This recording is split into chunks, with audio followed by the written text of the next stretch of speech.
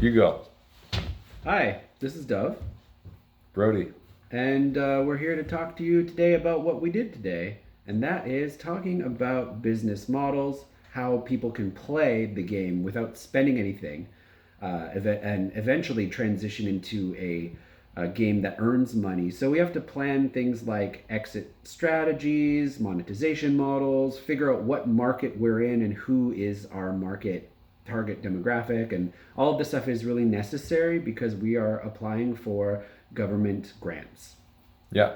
So it's broad scale, broad thinking, maybe not the sexiest thing to be talking about as we're developing a game. It's pretty sexy. Yeah, I suppose it could be. Depends on how you Free, look at it. free to play.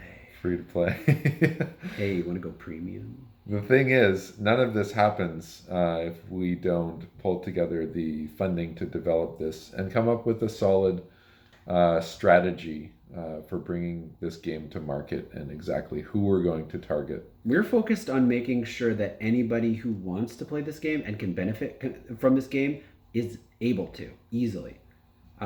So that's our driving need in terms of figuring out the business model.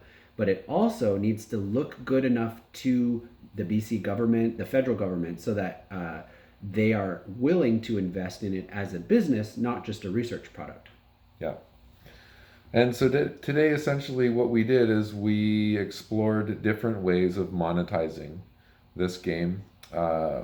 We and came to let's just build a really good game that functions well, that allows players to play for free, Mm-hmm. and has a monetization strategy that makes sense, and in a sense supports the player in a meaningful way. Well, at what point are you maximum like engaged so that you feel connected to the game? And we came basically after you've created your character and gotten involved in actually uncovering something meaningful in the quest, like you've started goal setting a little bit, you've started mapping out those domains in your life we were talking about before, like the activation wheel and stuff like that, and you've spent some time playing with it. You get daily quests. You're involved in daily quests, but you haven't yet gone multiplayer. We're trying to figure out essentially what types of multiplayer free players are allowed to interact with. There's a few considerations there too. You don't want too many free players in your multiplayer because free players are less involved. You want more premium players interacting with premium players. And then another side of it is the institutional thing, and that's really cool too. Yeah. So, you want to talk about institutional licenses? Sure. So let's see. We identified that we would want to have a free version, a coach's version, or someone who has their own coaching or counseling practice. Like a private practitioner. Yeah, exactly. And then also an institutional package. So, for example, a large company or a school, university could purchase the Facing Dragons quest and offer it to their students or clients. On their own private server. So it's only the people in that institution interacting with other people from that institution. So when you pair people together, they're colleagues or peers. Yeah. We really want to serve people in the mental health, people who are struggling with mental health and need effective support and guidance.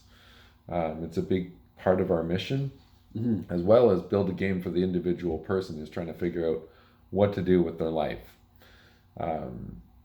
Yeah, and the institutional package, for example, would include not only the private server, but also they could Custom quests. custom quests and customize their own branding. Yeah, branded. They could add it. Custom quest means like if you're, let's say, Simon Fraser University, and you have the private server, then there would be quests based on what's happening around campus or like onboarding new employees or new students. Depending what they need it to do, we could design some quests that are specific to the actual institution.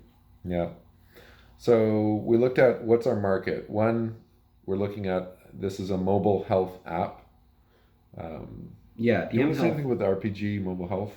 So mobile health is a big market. It's all the apps you can think of, from fitness trackers to like insulin management, that kind of thing, like real medically things, all the way to other forms of tracking or mobile engagement stuff that has to do with your documenting your medical records and stuff.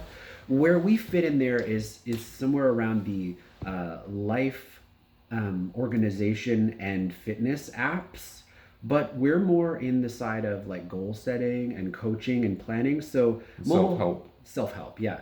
So the mobile market we're in is M Health, but of M Health, we're way more of a game than most of these. Like we're far into game land compared to like the "you should work out today" app, right?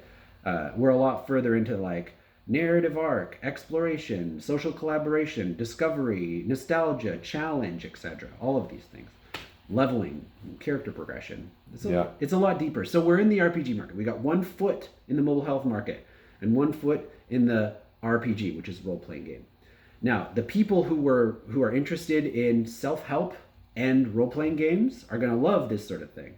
So that's kind of the market. Yeah. Another aspect that I don't think you mentioned is that it's going to be interactive.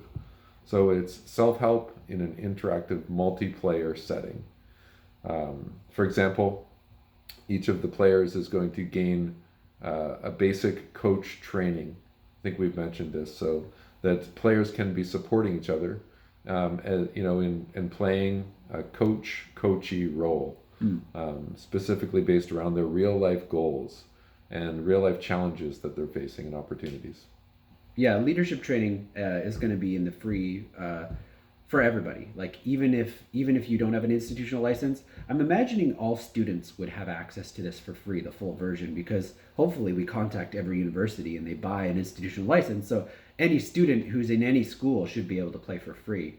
That's just a goal of mine, at least. Yeah. Do you want to mention the conversation you had today? Oh, I had a little impromptu interview with a couple guidance counselors, asking them a couple basic questions like, what do you think are big challenges that you wish you could have tools to overcome? What would you like this kind of game to be able to do for you? And that was just completely out of the blue. And I think I want to make a habit of that. We're going to talk to some more youth contact support workers, like whether they're social workers, whether they're guidance counselors or therapists, and figure out what they would like this game to be able to do for them. Because there should be an interface, a dashboard for support workers that aren't playing the game, but they can just get data about people who are playing the game, maybe the people they've referred to play the game or people in their pod. Their clients. Yeah. There you go. That's what we got for today. Not too much, just business models and the entire structure of the game and life itself. There you go. Good work.